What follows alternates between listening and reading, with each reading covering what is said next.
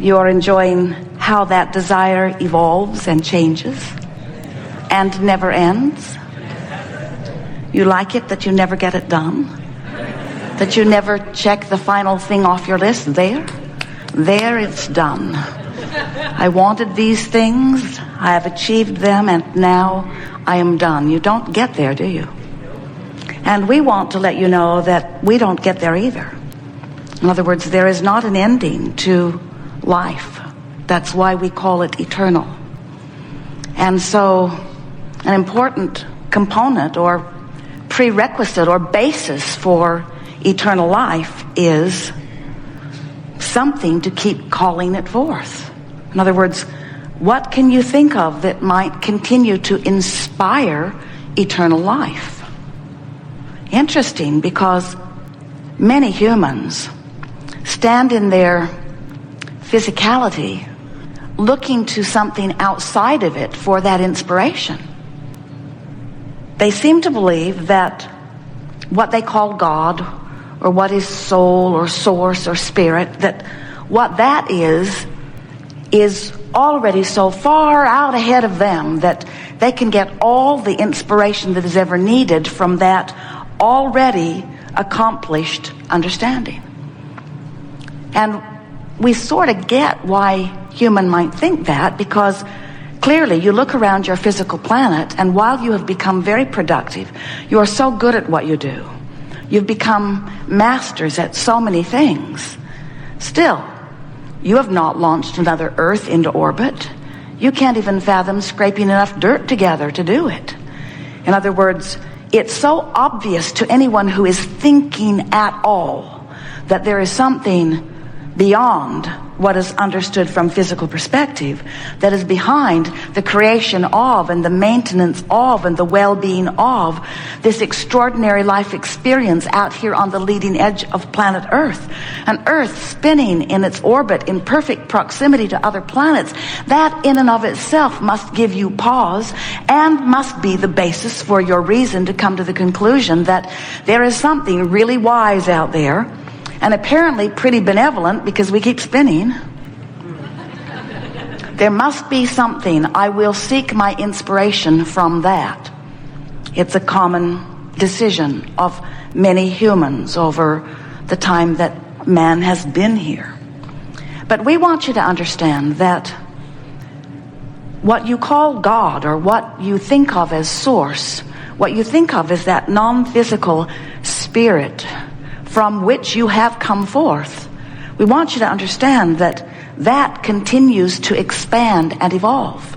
It's not static and perfect and complete, waiting for you to catch up. It is expanding, and most important for you to understand of anything that you will ever hear from us or any other, it expands because of the likes of you. In other words, you out here on the leading edge of this time-space reality, this furthest most manifested version of creation, as you are here deciphering and coming to your own personal conclusions, sifting through the data of life, knowing what you don't want, and therefore knowing equivalently what you do want, launching constant rockets of expansion, rockets of desire, rockets of preferences. Rockets of expansion is the most important word that we could use. Rockets of expansion. You see, you were non-physical energy before you came into this physical body. Many of you understand that, or think that something like that must have gone on.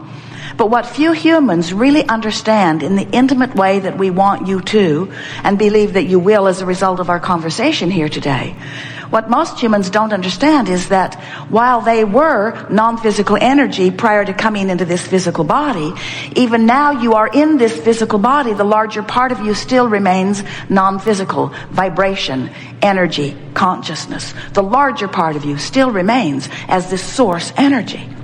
So here you are in your physical body, out here on the leading edge, a part of who you really are as non-physical energy, doing just what you knew you would do, just what you came to do, sifting through the contrast for the express reason of new ideas being born to you out of that contrast. And it happens all day, every day. It can't stop happening. When you're sick, you want well. And when you are sick, you want well in a way that you have not wanted well before. When you don't have enough money, you want more money. When someone is rude, even if it's you want more niceness. In other words, when you're out of balance, you want to be in balance. There's this constant contrast that causes you to ask and ask and ask and ask and ask. Another way of saying it would be, which causes you to create and create and create and create and create, which causes you to expand and expand and expand and expand and expand. And the source energy part of you, the non-physical part of you, takes that expansion immediately. Now here's something really important to understand. The inner being within you, the source energy part of you, when you launch that rocket of desire from your place of knowing what you don't want, usually, the source within you rides that rocket from the standpoint of knowing exactly what you do want. Because in this vibrational world and in these vibrational waves, there are always two sides to the wave. When you know what you don't want, you know what you do want. The only difference worth mentioning between you as you abide here in your physical body and your inner being who dwells in this non-physical vortex of creation, the only difference worth mentioning between the physical you and the non-physical you is that the non-physical you has trained itself vibrationally to the point that there is no resistance present in the energy that would be discernible by you. Now, we qualified that just a bit because there's contrast in everything, and there are two sides to every wave.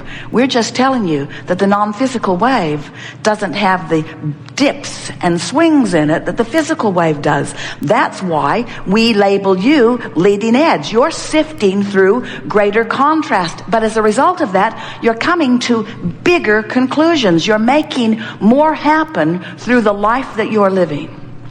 Now, we come forth to visit with you because you've summoned us in your wanting to understand how all of this works, not because you need to know what we're going to talk about here today in order for this continuum of eternal life to continue to progress perfectly. It will do that whether you know what you're going to come to know today or not. In other words, you're going to sift through contrast because you can't help it.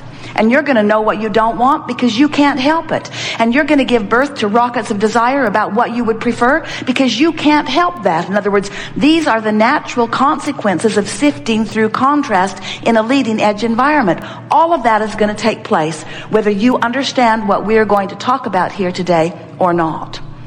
But the difference that this conversation can make for you is that if you can get a handle on your understanding of how this creation works, and more important, of what your job of creation really is, if we can help you to understand, to know that you are sifting through contrast and causing an expanded version of you, and that expanded version of you stands in a vibrational frequency in this vortex of creation, if you can hear that, if you can know that, then for the first time in your life, you're going to know why you have emotions.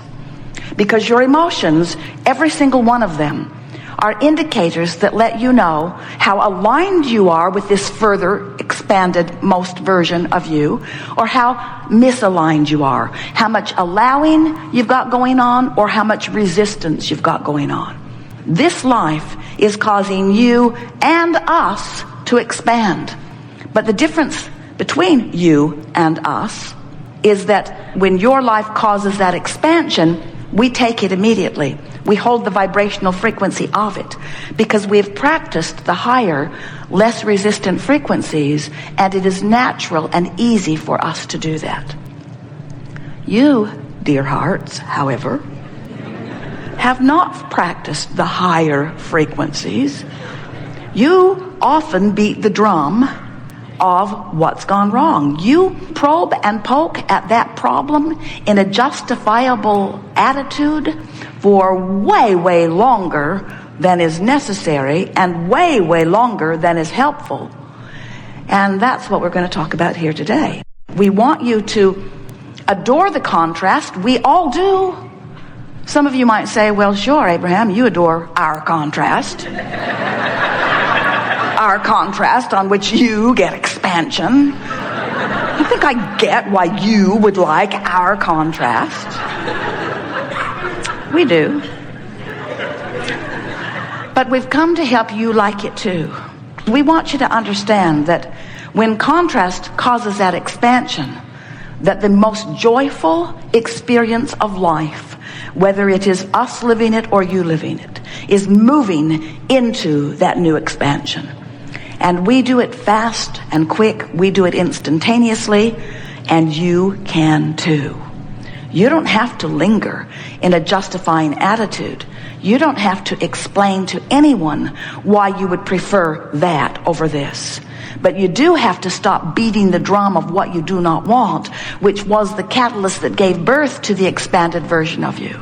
We have a piece of knowledge that we also want you to have, and that is, while you are the creator of the physical trappings that surround you, you are the creator, attractor of every bit of that.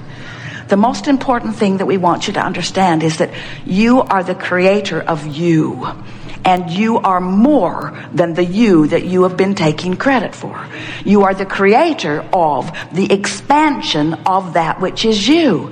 Now, don't get us wrong. We're in this together. In other words, the non-physical version of you is in on this too. But you are the pioneer. You're out here on the leading edge. You're sifting through the big time contrast, and you're coming to the new conclusions. And when you do, we choose the new conclusion that you have arrived at while you linger. And it is our desire that instead of lingering over there in the out of the vortex dumb, that you come with us, that you come more readily, that you tune yourself to the frequency of who you really are, that you tune yourself to the frequency of your furthest most expanded conclusions and desires, so that you can, while you're in these physical bodies, live the exhilaration of keeping up with who life is causing you to become. The balance of your planet is in good hands. So we're not having this conversation because your world needs to be saved, or your planet is in peril, or you'll be in trouble if you don't hear this. You're all doing just fine. It's all working out great. Really, it is. With one small exception, and that is you as humans are not nearly as joyful as you meant to be. Not nearly as joyful as you meant to be. You said, I am source energy. A part of me will come forth. I will explore contrast, and I will come to new decisions. And when a new decision is born out of me, I will feel the birthing of it and a momentary feeling of enthusiasm. And then I will use all of my determination and my willpower and my ability to focus in the direction of my newfound expansion. And I will train myself into the frequency of that until that is my normal vibrational offering. And I know that law of attraction, as it always does, will wrap itself around me with cooperative components that are equivalent to the vibrational stance that I learn and practice and achieve. That's what you said. And you said, and the best part of it. Let's see, what's the best part? Being born? No, not really. Sifting through the contrast? No, not really. Giving birth to a rocket? Maybe, but not so much. The very best part of it is having expanded and knowing that I've expanded, because I can feel that I'm not up to speed with my expansion, and then doing something about changing my thought until I get in the groove of the expansion, and then feeling myself be drawn by law of attraction into the cooperative component of the vortex of creation. That's the best part, you said, again and again. And you know that because you're always looking for adventure. You love that thrill of coming into alignment. You adore the feeling of relief. You tense and agonize against negative stuff. In other words, you know that you want to feel good. The reason that you want every single thing that you want. There's no one who wants anything for any other reason than that they believe they will feel better in the having of it. And we want you to understand that it's not the having of the thing. It's not the having of the girl. It's not the having of the boy. It's not the having of the relationship. It's not the having of the car or the empire or the job or the money. It's not the having of those things that you are creating that makes you happy. It's the having of the vibrational alignment with who you are.